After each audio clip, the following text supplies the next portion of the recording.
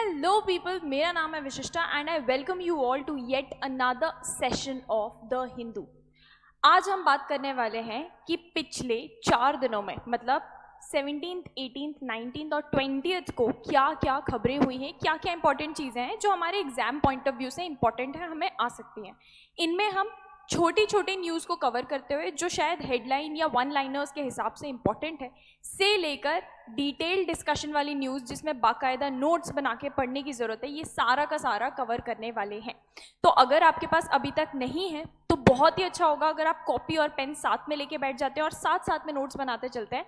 अपने हाथ से लिखे हुए, अपनी हैंडराइटिंग में लिखे हुए नोट्स की बात ही कुछ अलग होती है। ठीक है, चलिए शुरू करते हैं फटाफट से। हमने सबसे पहला जो न्यूज़पेपर लिया है दैट इज ऑफ 17 मई और इसके सबसे ऊपर ही बड़ी खबर है एक, जिसमें सुप्रीम कोर्ट ने लिमिट किया है power of enforcement directorate which is ED, इनके पावर को लिमिट किया है बोलते हुए कि PMLA prevention of money laundering accused को जो सीधा अरेस्ट कर लिया जाता है, इस पावर पर थोड़ा लिमिटेशंस लगाए जाना चाहिए। ठीक है, अब इसमें हम देखते हैं सुप्रीम कोर्ट का कहना क्या है और पूरी खबर देखते हैं, एक एक पॉइंटर्स में लिखते चलते हैं। और सबसे पहले तो सुप्रीम कोर्ट ने ये डिसीजन दिया या ये बात बोली थर्सडे को, और एक ऐसा डिसीजन दिया जिसमें उन्होंने बोला है कि राइट टू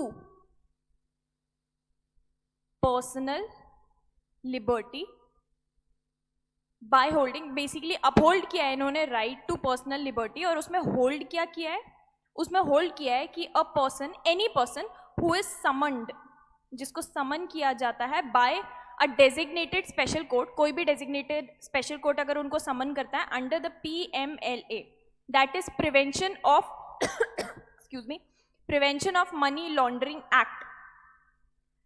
इसमें सुप्रीम कोर्ट ने यह बोला है कि वो इंसान, excuse me just give me a second,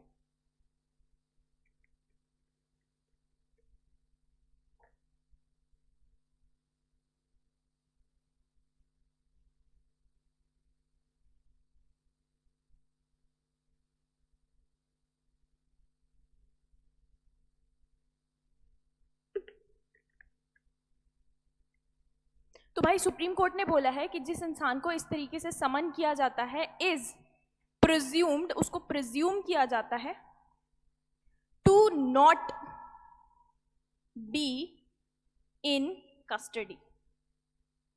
तो क्योंकि अगर वो कस्टडी में ही नहीं है so he need not apply for bail. और बोला गया है कि ये इस तरीके का जो प्रोविजन है इसको काफी पुराने जमाने का पिछड़ा हुआ, या जिसको सही भाषा में बोले तो इसको ड्रकोनियन कंडीशंस बोला गया है under the anti money laundering act. तो पहली चीज तो ये हो गई।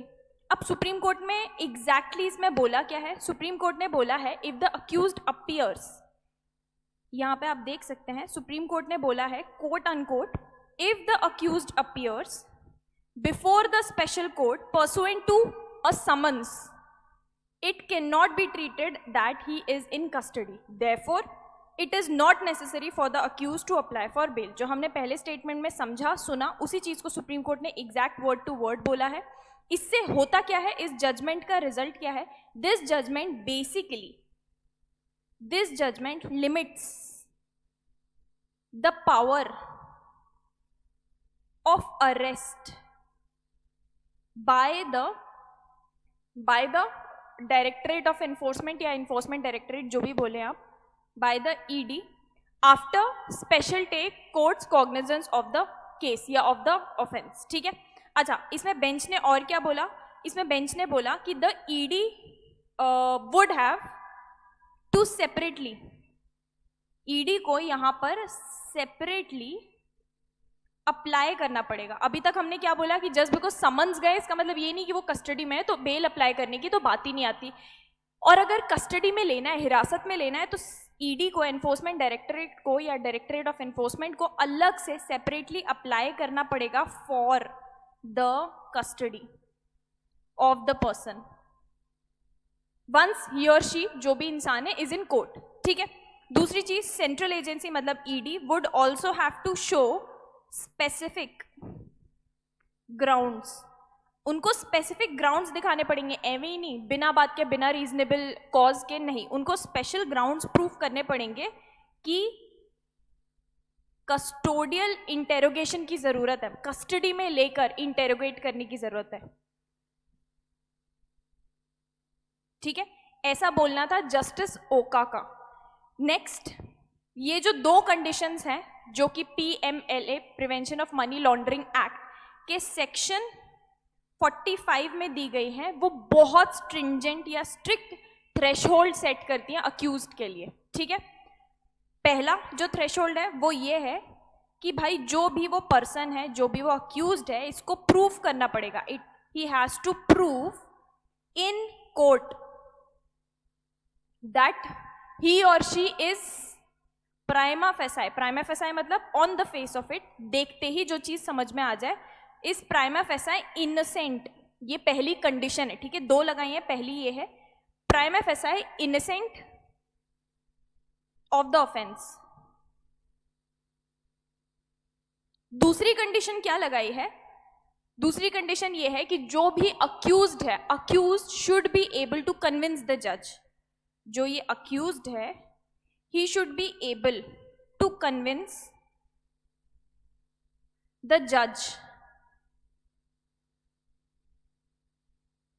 क्या, that वो बाहर निकल के once he is on bail he would not commit offense while on bail। तो इससे हमको समझ में आता है कि भाई बर्डन टू प्रूफ, जिसको हम BOP भी बोल सकते हैं, burden to proof is entirely on the accused. जिस पर्सन के ऊपर आरोप है उसके ऊपर ही पूरा का पूरा बर्डन टू प्रूफ है। एक तो ये भी दिखाना कि भाई मैं इनोसेंट हूं, और दूसरी चीज ये भी दिखाना कि अगर मुझे बेल पे आप छोड़ते हो तो मैं बाहर जाके कोई भी ऑफेंस कमिट नहीं करूंगा।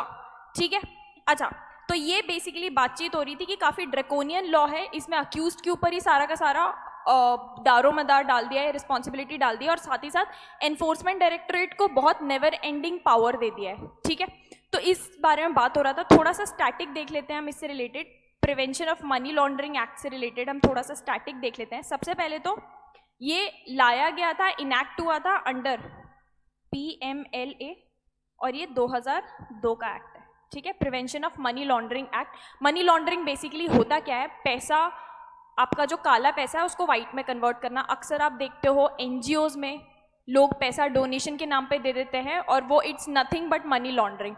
वो काले पैसों को सफ़ेद में कन्वर्ट करने के लिए ये सब चीज़ें की जाती है, ये सब मनी लॉन्ड्रिंग कहलाती है, इसके अगेंस्ट लॉज है। ठीक है, तो मनी लॉन्ड्रिंग एक्ट सबसे पहले तो article 253 of the constitution of India के तहत लाया गया, इसके अंडर लाया गया। दूसरा 253 के अंडर आ गया, और ये एम्पावर करता है, पावर देता है basically to make laws for implementation of जो भी इंटरनेशनल कन्वेंशन है, मतलब इंटरनेशनल लेवल पे इंडिया ने जो कन्वेंशन एक्सेप्ट कर ली हैं उनको ही इम्प्लीमेंट करने के लिए ये पावर देता है। ओके,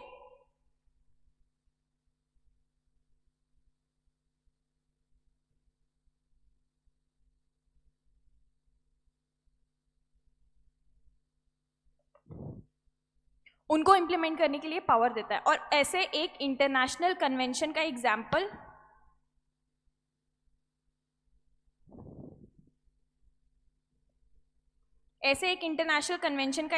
है financial action task force on addressing problem of money laundering, जिसको हम बोलते हैं financial action task force, FATF। इस कन्वेंशन को इंडिया में इंप्लीमेंट करने के लिए prevention of money laundering act लाया गया था। ठीक है, अच्छा, डील किस चीज से करता है वो हम ऑलरेडी समझ चुके हैं, बट एक बार देख लो फिर भी। It deals with the law, it is basically a law on money laundering,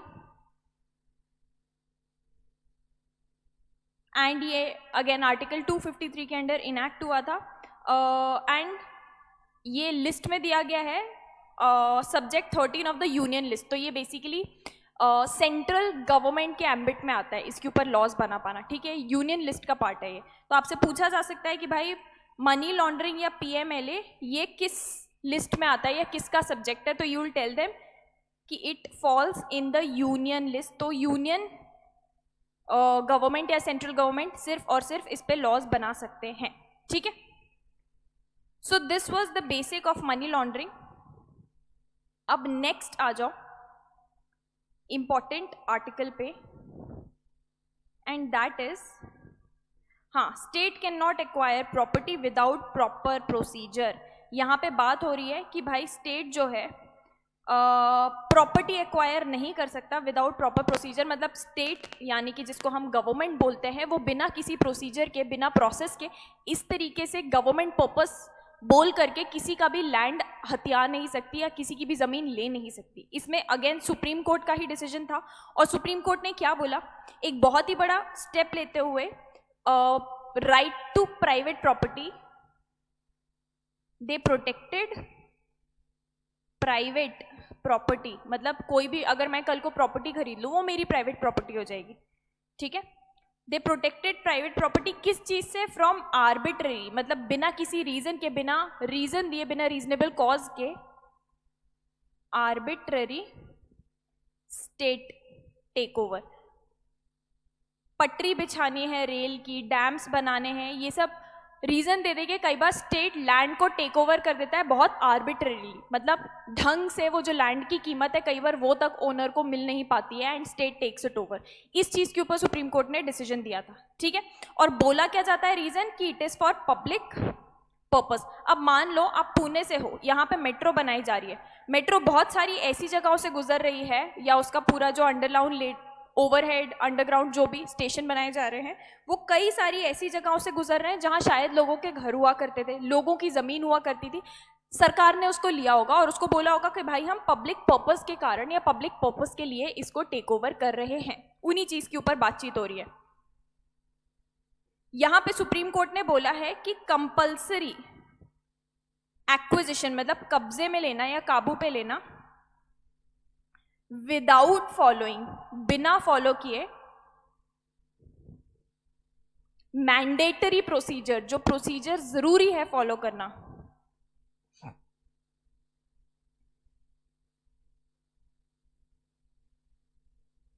followed by a grant of compensation. मतलब सिर्फ अगर आप कॉम्पनसेशन के नाम पे कुछ राशि, कुछ पैसे दे देते हो,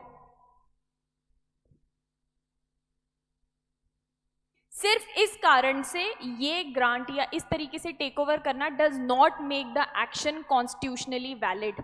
सिर्फ इस चीज को फॉलो करने से कि भाई जो मैंडेटरी प्रोसीजर है वो फॉलो किया आपने, फिर ग्रांट कर दिया कॉम्पनसेशन, सिर्फ इतना सा करने से ये नहीं हो जाता कि आपका एक्शन क्या हो गया, उस लैंड को लेना, किसी से जबरदस्ती लेना, आपके एक्शन को ये कॉन्स्टिट्यूशनल वैलिडिटी नहीं दे देता है, ठीक है।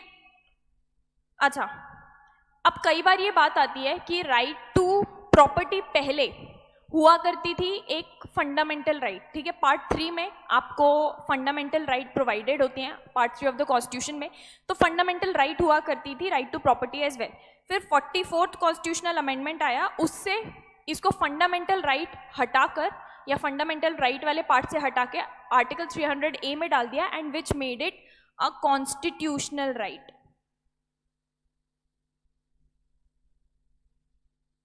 ठीक है। तो 44th अमेंडमेंट से इसको फंडामेंटल राइट से हटा के फिर आर्टिकल 300A नया लाकर बनाया गया, जिसमें राइट टू प्रॉपर्टी इंश्योर किया गया, जिसमें बाय द वे बोला जाता है कि no person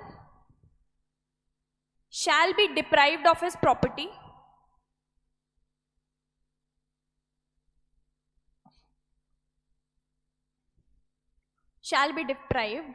property save by, मतलब विदाउट अथॉरिटी ऑफ लॉ, ठीक है। तो ये बेसिक सी बात हो रही है। अच्छा मैम, हमारा फंडामेंटल राइट वायलेट होता है तो हमको पता है रिट ज्यूरिसडिक्शन में हम डायरेक्ट सुप्रीम कोर्ट जा सकते हैं, लेकिन कॉन्स्टिट्यूशनल राइट के केस में क्या हम सुप्रीम कोर्ट जा सकते हैं? नहीं। सिर्फ और सिर्फ आपके फंडामेंटल राइट्स वायलेट होते हैं तब आप आर्टिकल 32 के under you can move the supreme court, not in case of constitutional right. But article 226 और भी ज्यादा वाइड है, जो कि हाई कोर्ट के पावर की बात करता है। तो आर्टिकल 226 के अंडर आपका कॉन्स्टिट्यूशनल राइट का भी अगर वायलेशन है तो you can go to the High Court, not Supreme Court. Supreme Court में सिर्फ और सिर्फ फंडामेंटल राइट्स, ठीक है। चलो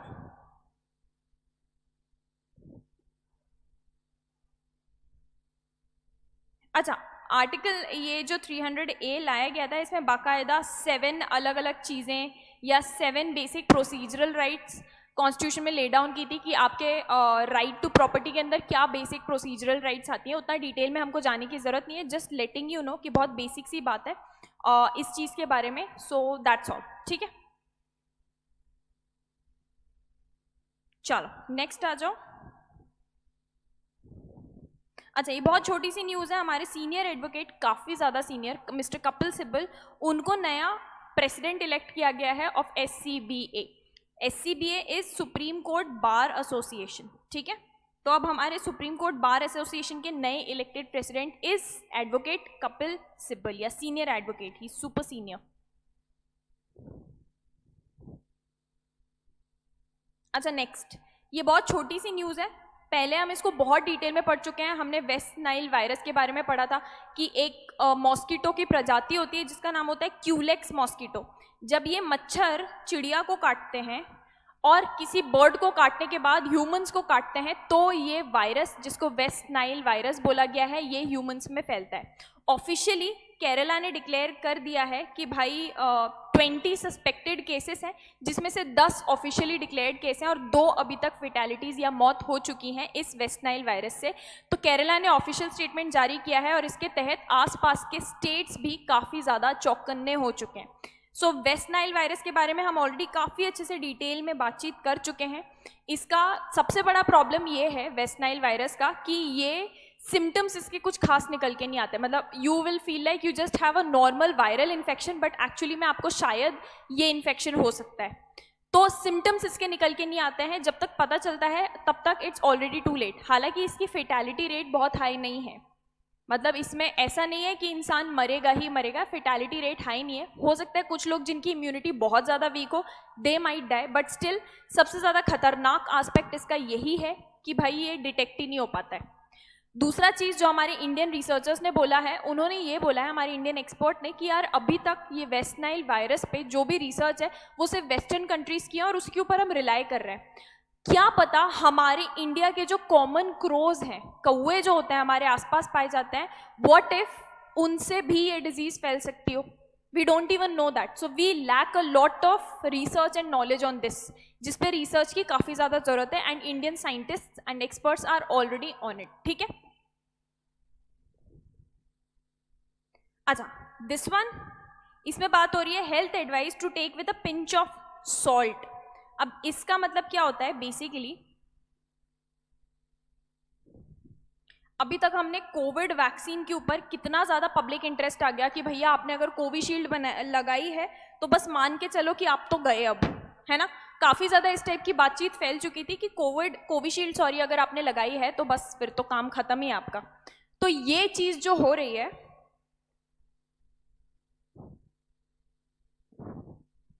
तो ये चीज़ जो कोविशील्ड वाली चीज़ हो रही है, द थिंग इज, साइंटिस्ट्स और डॉक्टर्स ने ये बोला है कि पिछले 3 सालों में कोविड-19 की वैक्सीन से इतना पब्लिक इंटरेस्ट जनरेट हो गया है, जबकि एक्चुअली जो बीमारी जो ढकी हुई, जो छुपी हुई है, जिससे लोग एक्चुअली में मरते हैं, उसमें बहुत ज़्यादा तैनात रहने की और एक्चुअली उसमें अवेयरनेस फैलाने की ज़रूरत है, ठीक है। तो उसके बारे में बात करते हैं कि कोविड वैक्सीन से क्या प्रॉब्लम आ रही थी कि भैया ब्लड क्लॉट आपका हो सकता है ना, ब्लड क्लॉट के वजह से आपको कार्डियक अरेस्ट आ सकता है, and this is a huge problem, which is true, ठीक है, चलो माना। लेकिन उससे भी एक बड़ी प्रॉब्लम है, there is an even bigger problem which is, जिसके बारे में हम आगे बात करने वाले हैं, जो बहुत ज़्यादा इंडियंस को खास तौर पे अफेक्ट करती है और जिसके बारे में कोई अवेयरनेस नहीं है, जैसे कि हार्ट अटैक। सुना सबने होता है, लेकिन कुछ खास अवेयरनेस अभी भी नहीं है। दूसरा, ब्रेन स्ट्रोक। छोटे छोटे बच्चे को, कल ही मैं न्यूज़ में पढ़ रही थी कि एक बच्ची जो 10th बोर्ड में उसने टॉप किया था, I think she was from Gujarat, she had a brain haemorrhage and she died, and I think 10th की बच्ची, तो आप अंदाज़ा लगा सकते हो कि क्या एज होगी उसकी। तो ब्रेन स्ट्रोक, और इन दोनों का कॉमन फैक्टर जो निकल के आया है, दैट इज हाइपरटेंशन, जो कि आजकल सब में ही प्रेवलेंट है।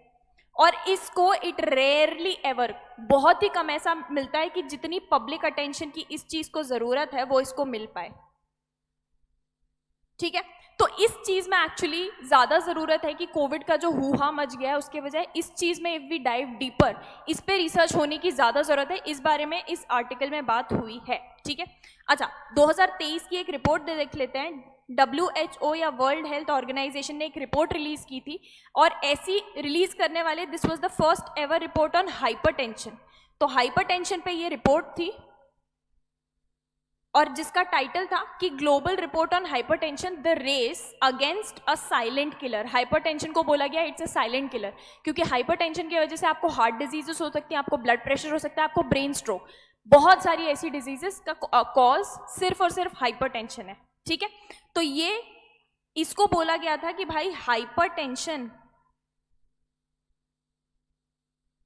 Is a silent killer. और कई बार कई लोगों को हाइपरटेंशन की वजह से हाई बीपी होता है and they are not even aware about it. अच्छा, अर्ली डेथ, जिसको हम बोलते हैं समय से पहले मौत हो जाना, जिसको हम अर्ली डेथ्स बोलते हैं, इस रिपोर्ट के अकॉर्डिंग जो अर्ली डेथ्स होती हैं उसका भी मेजर रीजन है हाई ब्लड प्रेशर्स। और ये major reason high blood pressure again goes back to hypertension, hypertension की वजह से होता है। एंड एवरी ईयर, हर साल ग्लोबली एट एन एवरेज कुछ 10.8 मिलियन लोग die because of this, and they die a death which is preventable, जिसको बचाया जा सकता था, 100% रोका जा सकता था, but they still die because of high blood pressure which is caused by hypertension, ठीक है। अच्छा, high blood pressure causes more death actually. काफी लोगों को पता नहीं होगा कि हाई बीपी से कहीं ज्यादा मौत होती है कंपेयर टू जो टोबैको होता है, तंबाकू वगैरह खाते हैं, या हाई ब्लड शुगर। इन दोनों से जितनी कंबाइंड मौतें होती है ना, उससे कहीं ज्यादा हाई ब्लड प्रेशर से हो जाती हैं every year at an average, ठीक है। और रिपोर्ट के अकॉर्डिंग सिंस 1990, पिछले इतने सालों में, 1990 से आज तक ऑलमोस्ट 3 डेकेड्स, पिछले 30 सालों में जो नंबर ऑफ एडल्ट्स हैं जिनको हाइपरटेंशन है, number of adults with hypertension, they have almost doubled. मतलब 1990s में जितने हुआ करते थे उससे ऑलमोस्ट डबल हो चुकी है उनकी तादाद। एक और, ग्लोबली पूरे दुनिया में माना जाता है कि an estimated of 46% of adults with hypertension are unaware. 46% लोगों को पता ही नहीं है कि हमको हाइपरटेंशन है भी। तो कहाँ से पता होगा कि बीपी है? चेक ही नहीं कराते हैं। In fact I myself have, मेरी फैमिली में मेरी मम्मी के मामा ही थे and we were very close to him. मेरे को याद है मैं बहुत छोटी थी, he was must have been not even 55, मतलब 50s में थे, अर्ली 50s में थे वो, and he died because of high BP. रातों रात, किसी को पता नहीं था उनको हाई बीपी है, बट ये अब बाद में जाके रियलाइज होता है कि उनको काफ़ी ज़्यादा स्ट्रेसफुल लाइफस्टाइल थी उनकी, so he probably might have had hypertension. तो 46% of people globally are not even aware कि दे हैव हाइपरटेंशन, और उससे लेस देन हाफ, मतलब इसमें से भी जिनको पता है उसमें से भी सिर्फ 42% जिनको हाइपरटेंशन है are actually diagnosed and treated. तो बोल सकते हैं कि ओनली 1 in every 5 एडल्ट, सिर्फ एक adult out of her 5 adult has hypertension and has it under control. Imagine. तो ये बहुत बहुत बहुत बड़ी बात है। तो बात, the entire point of this article is कि कोविड-19 की वैक्सीन पे इतना ज़्यादा शोशा हल्ला हो गया, लेकिन एक्चुअली में silent killer is hypertension according to 2023 की वर्ल्ड हेल्थ ऑर्गेनाइजेशन की रिपोर्ट, ठीक है। And that is the entire point of this article. अच्छा, इसका एक रीज़न भी सुन लो। इसका एक रीज़न ये बताया गया है कि एक्सेस में सॉल्ट इनटेक। अब सॉल्ट इनटेक नमक नहीं बोला जा रहा है यहाँ पे, खाने का नमक। आप जो नमकीन चीज़ें खाते हो, चिप्स और ये सब में एक्सेस अमाउंट में सॉल्ट होता है, that is one of the leading causes of hypertension and all these heart related problems, ठीक है। तो ये वन की फैक्टर है हाइपरटेंशन का, और सिर्फ इस एक फैक्टर के वजह से कुछ 2 million, if I'm not wrong, yeah, 2 million deaths cardiovascular diseases already हो चुकी हैं सिंस या इन 2019 अलोन. इमेजिन, इतना छोटा सा कारण और इतनी बड़ी लेवल पे fatalities. So this is one thing, something which you can probably prevent. तो कुछ ऐसे अगर मेजर्स हम देखें कि आप हाइपरटेंशन से बचने के लिए क्या कर सकते हो, तो सबसे पहले तो रिड्यूस योर सॉल्ट इनटेक. अगर आप इससे सॉल्ट इनटेक अपना खुद से ही रिड्यूस कर लेते हो तो 30% चांसेस रिड्यूस हो जाते हैं आपको हाइपरटेंशन होने के, और मोर्टेलिटी या फेटैलिटी रेट 20% से गिर जाएगा. इतना बड़ा लेवल पे डिफरेंस आ सकता है. ओके, इंडिया, अगर अकेले इंडिया की ही बात करें तो 1,75,000 अकेली डेथ्स सिर्फ और सिर्फ हाई सॉल्ट इनटेक की वजह से. ओके,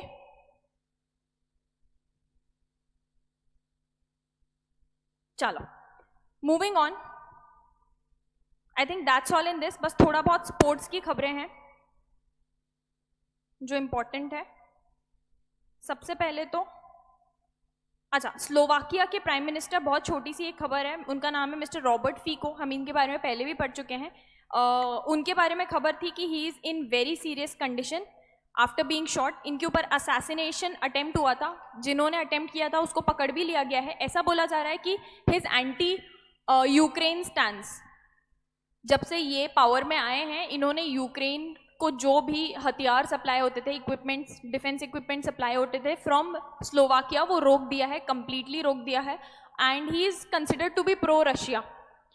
तो ये बोला जा रहा है कि he was so vocal against Ukraine कि this could be one of the reasons. और स्लोवाकिया बिल्कुल नेबर है यूक्रेन का, तो this could be one of the reasons कि इनके ऊपर असैसिनेशन का अटेम्प्ट हुआ है. ठीक है. अच्छा, वायलेंस रेजेस इन न्यू कैलेडोनिया. ये न्यू कैलेडोनिया क्या है? New Caledonia is actually a country, Pacific ocean में है. इट्स नॉट कंट्री बोलना इसको शायद गलत होगा, दिस इज अ टेरिटरी, छोटा सा आइलैंड है.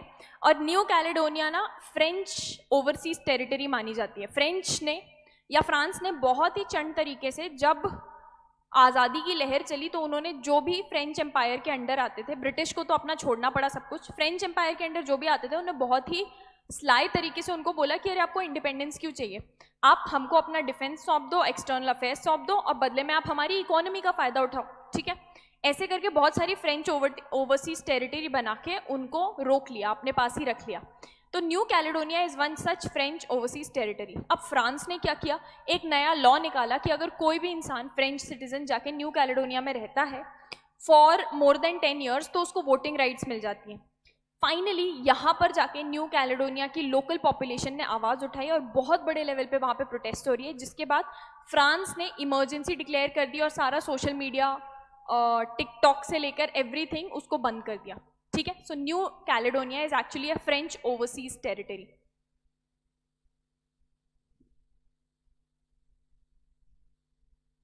अच्छा, अगेन छोटी सी खबर, चाइना शो ऑफ कर रहा है अपना डॉग्स ऑफ वॉर. ये आपको पिक्चर में दिख रहा होगा.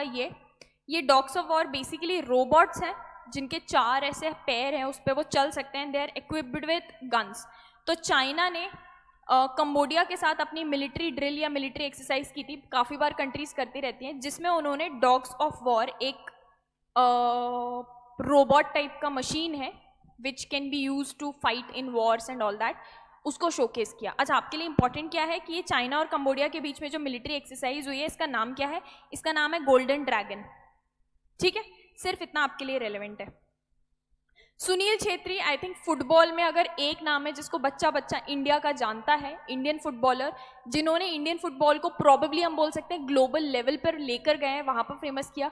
ही इज़ फाइनली टेकिंग, मतलब लास्ट उनने कुवैत के अगेंस्ट मैच किया and he is finally taking retirement from international cricket. उसमें काफ़ी सारे और प्लेयर्स ने रिस्पॉन्ड करते हुए, ट्वीट करते हुए उनको शाबाशी दी, उनको ये बताया how proud they are of him, and indeed we are very proud of him. कुछ 150 अपीयरेंस उनके हुए थे, जिसमें उन्होंने 94 गोल्स स्कोर किए फॉर द कंट्री. तो ये तो एकाएक मतलब एकदम अलग लेवल की कामयाबी है जो इंडियन फुटबॉल ने देखी है इनके रहते. He has announced retirement from international football. Okay, now moving on to the next day यहाँ पर बहुत ज़्यादा इंपॉर्टेंट नहीं है, जैसे फर्स्ट वाले में बहुत सारी चीज़ें इंपॉर्टेंट थी, यहाँ पर उतनी सारी नहीं है. Again without delay, why delay in uploading turn out data on website, ऐसा सुप्रीम कोर्ट ने इलेक्शन कमीशन से पूछा. बहुत सिंपल सी बात है कि यार आप जब इलेक्शन जिस दिन होता है वहाँ इलेक्शन ऑफिसर्स होते हैं, ठीक है, वो बाकायदा पर कॉन्स्टिट्यूएंसी अपना लेकर आते हैं. हर कॉन्स्टिट्यूएंसी में वोटिंग होती है, हर जगह वोटिंग होती है, पोलिंग बूथ होता है, जैसे ही खत्म होता है उनके पास पूरा डेटा आ जाता है. अपन ने बात भी की थी वीवीपीएटी वगैरह सबकी, ईवीएम्स की अपन ने बात की थी, डिस्कस कर चुके हैं ये सब. तो क्यों तुरंत आकर डेटा फाइल नहीं हो जाता, डेटा अपलोड नहीं हो जाता? This is something that the supreme court asked the election commission. ठीक है, सुप्रीम कोर्ट ने बोला है कि भाई एक्सप्लेन करो your inability to immediately upload on its website authenticated, scanned and legible account of votes recorded booth wise after each phase of polling in Lok Sabha. ये आप क्यों नहीं कर पा रहे हो? हर every polling officer submits by evening after 6 or 7 p.m. by which time the polling is completed. The returning officer would be then having data of the entire constituency. Why don't you upload it? Simple सा सवाल supreme court ने पूछा है election commission से. ठीक है, यहाँ पे बात आ जाती है एक कंडक्ट ऑफ इलेक्शंस रूल्स की.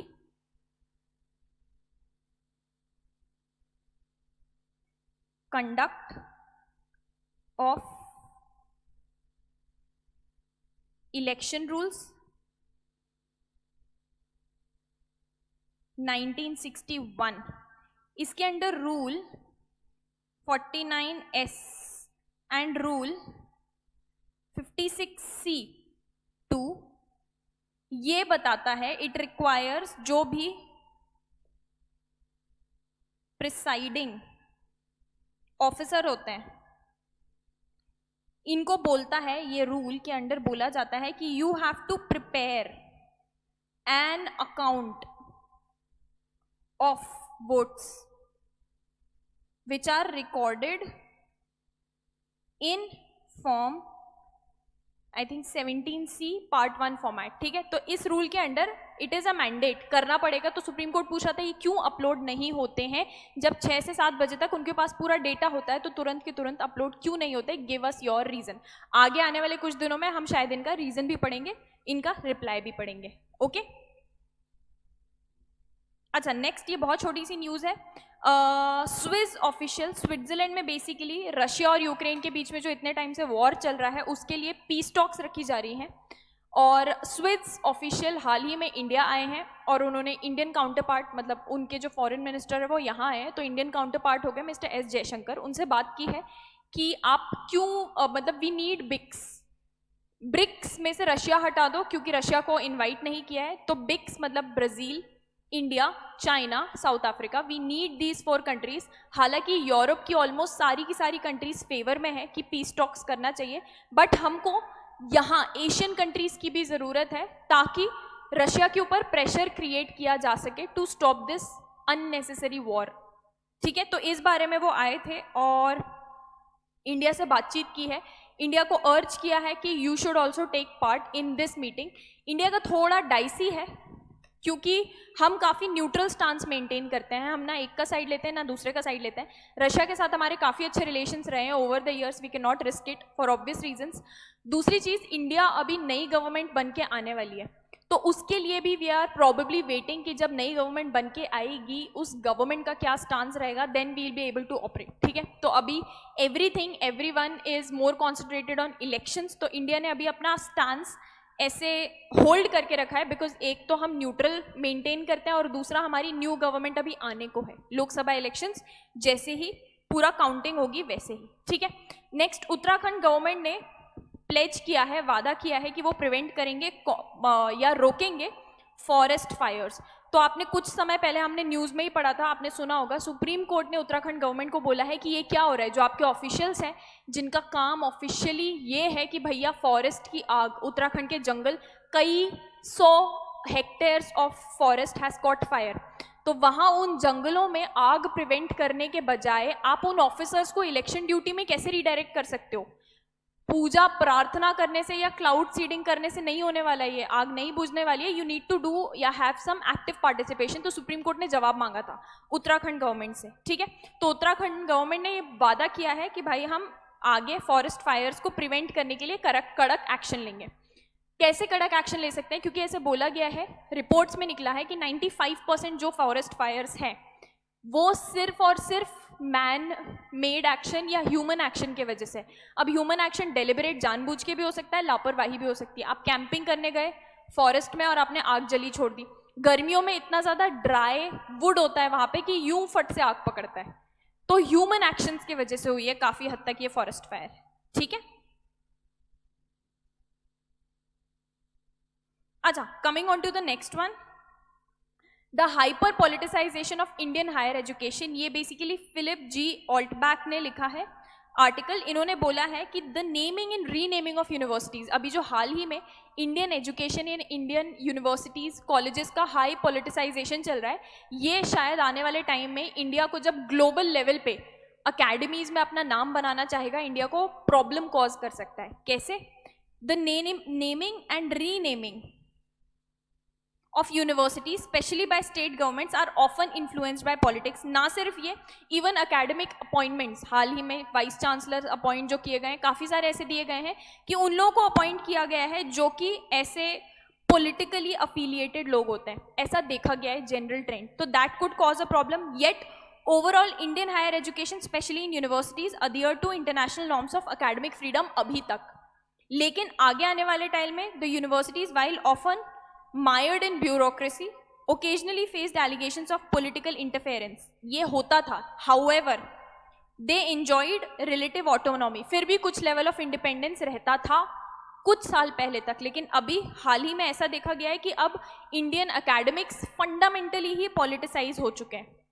ठीक है, अब at some point rest of the world including जो भी इंडिया के पोटेंशियल एकेडमिक पार्टनर्स होंगे, ये ट्रेंड को नोटिस करेंगे और इससे इंडिया की इज्जत या इंडियन एकेडमिक्स की इज्जत इंटरनेशनल लेवल पे डाउन या डिटीरियोरेट हो सकती है.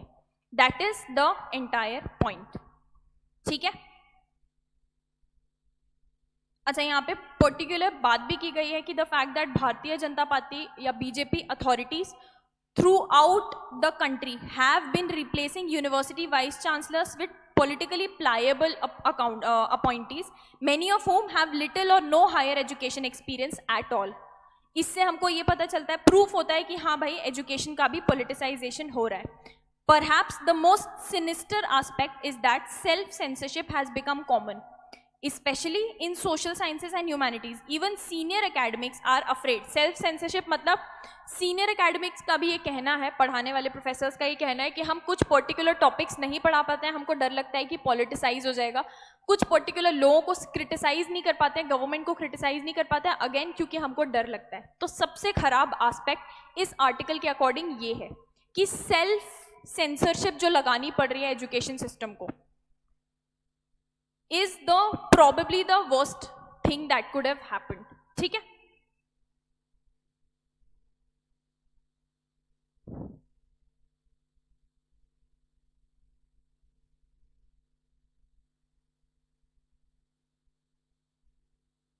अच्छा, नेक्स्ट छोटी सी न्यूज़ है. विप्रो के सीओओ मतलब chief operating officer mister Amit Chaudhary, उन्होंने रिजाइन कर दिया है, क्विट कर दिया है. तो अब विप्रो ने नेम किया है नए अपने उनके सक्सेसर जो आए हैं, जिनका नाम है मिस्टर संजीव जैन. ठीक है, so Wipro has a new COO और उनका नाम है मिस्टर संजीव जैन. अच्छा, यूनाइटेड नेशन ने फोरकास्ट किया है कि वर्ल्ड इकोनॉमी जो पहले अपनी जनवरी की रिपोर्ट में यूएन ने बोला था कि पूरे दुनिया की इकोनॉमी का ग्रोथ रेट 2.4% होगा, उसको रिवाइज करते हुए अब बोला है कि नहीं भाई 2.7% हो सकता है, which is a good thing. 2.7% growth rate is a good growth rate. ठीक है,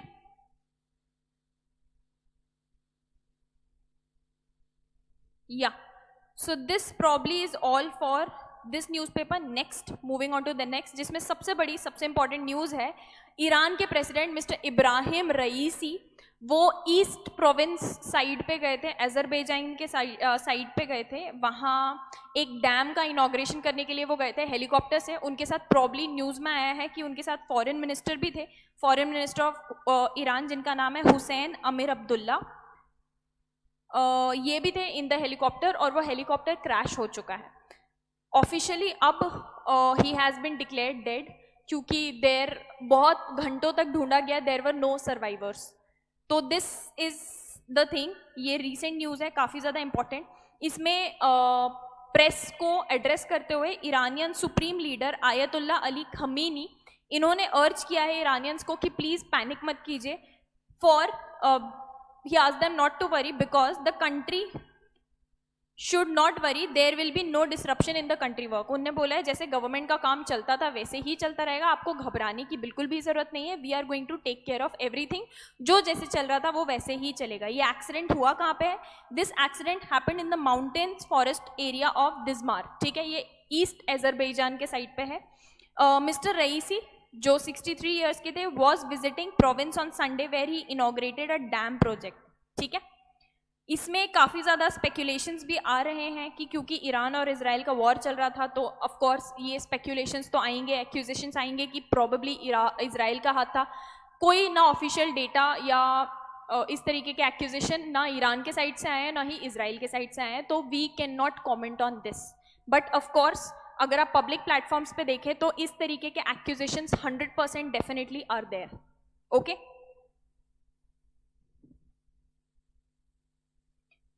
अच्छा, coming on to the next news, ये छोटी सी न्यूज़ है। Basically Indians form the largest share of foreign students in Israeli war के बाद भी। इजराइल में सबसे हाईएस्ट परसेंटेज में फॉरेन स्टूडेंट्स अगर आप देखें तो इंडिया ही है। इंडिया के बाद सेकंड नंबर पे है चाइना। तो 2022 में देखा गया था कि 1218 students were Indian. Second number पे चाइना था with just 842 students, and this is despite the situation of war. तो अभी भी प्रेफर्ड डेस्टिनेशन फॉर स्टडिंग, खास तौर पे आई थिंक डॉक्टर वगैरह बनने के लिए, MBBS वगैरह के लिए students from India go to Israel.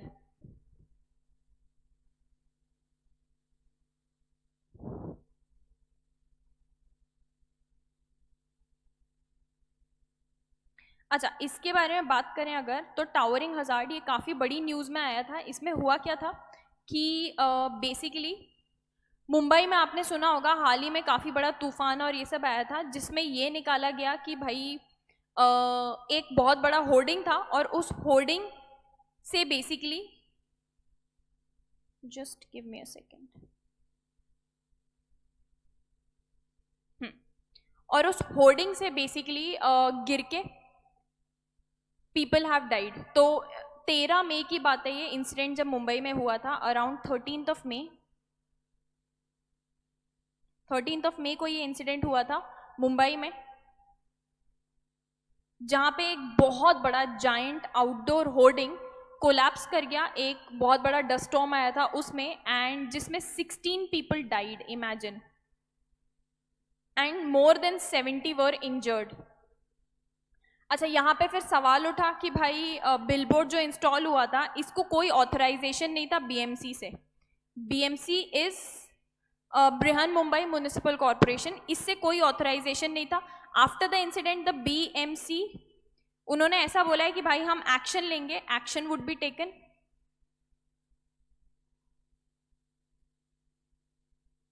Against those who have put illegal hoardings. Mumbai में अगर आप जाकर देखते हैं ना, तो इलीगल होर्डिंग्स के अलावा एक बहुत बड़ी प्रॉब्लम ये भी है कि जो स्टैंडर्ड या allowed authorise size of hoarding है उससे कहीं ज़्यादा बड़े बड़े होर्डिंग्स वहाँ पे लगाए हुए दिखेंगे आपको, बहुत ज़्यादा। तो ऐसा पहला होर्डिंग गिरा है तो अब जाके सरकार की नज़रों में आया है कि भाई ये सब भी चल रहा है। In case of this accident that the hoarding was 9 times, मतलब जितना परमिसिबल साइज था, जितना परमिसिबल साइज था उससे 9 गुना ज़्यादा बड़ा, 9 times larger than the permissible size था। अगर सही स्टैंडर्ड साइज जो अलाउड था उस साइज का होता तो इतने बड़े लेवल पे डेथ्स, इंजरीज नहीं होती। तो ये ऐसा कहना है ऑफ कोर्स कि BMC के लेवल पे ये बहुत बड़ा ओवरसाइट है। अगर कोई चोरी चकारी छुपा के की जाए तो समझ में भी आती है, लेकिन इतना बड़ा होर्डिंग आपको गुजरते हुए सड़क से ही दिखता है, तो ये तो 100% नेग्लिजेंस और ओवरसाइट है on the part of BMC, ठीक है। अच्छा, हालांकि पॉलिसीज बनाती हैं पॉलिसीज प्रोवाइड करती हैं कि मैक्सिमम डायमेंशंस क्या होना चाहिए. मेनी सिटीज़, बहुत सारे, नॉट जस्ट मुंबई, आप देखते हो कि वहाँ पे जितना परमिसिबल साइज है उससे कई बड़े बड़े होर्डिंग्स हैं. तो this is not just a problem in Mumbai. ठीक है, यहाँ पे दो चीज़ों की प्रॉब्लम है, एक तो बीएमसी की ओवरसाइट और दूसरी चीज enforcement of the advertising regulations. जो एडवर्टाइजिंग के रेगुलेशंस हैं उसको प्रॉपर एनफोर्स करने में दिक्कत बाय सिटी कॉरपोरेशंस, जिसका one reason could be lack of transparency. ठीक है, तो ट्रांसपेरेंसी में क्या प्रॉब्लम आ रही है? जो एडवर्टाइजिंग पॉलिसीज हैं या एडवर्टीजमेंट पॉलिसीज हैं उनको क्लियरली स्टेट करना चाहिए, क्लियरली बताना चाहिए कि भैया क्या प्रोसेस है. और इस तरीके के मान लो कल को मैं एक सिटीजन हूं और मुझे दिख गया कि भाई ये परमिसिबल लिमिट से ज़्यादा बड़ा होर्डिंग है या इस तरीके का इलीगल होर्डिंग है, तो आई कैन कंप्लेन इमीडिएटली मैं उसके अगेंस्ट एक्शन ले सकूं. And I should know where to complain.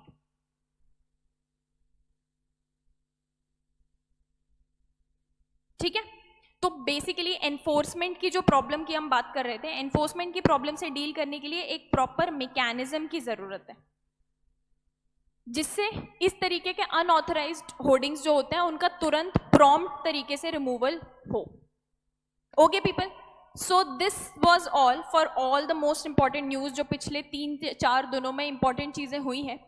ऐसे इसमें आप काफ़ी सारी ऐसी न्यूज़ देखेंगे जिसमें अपडेट्स की ज़रूरत है. आप धीरे धीरे करके जब करंट अफेयर्स का सेशन अटेंड करना स्टार्ट करते हैं ना, तो यू योरसेल्फ रियलाइज कि यार अब स्टोरी में आगे क्या हो. इट्स लाइक अ स्टोरी कि अब आगे क्या हो रहा है जानने का मन करेगा. But just you have to maintain consistency 1-1.5 महीने तक.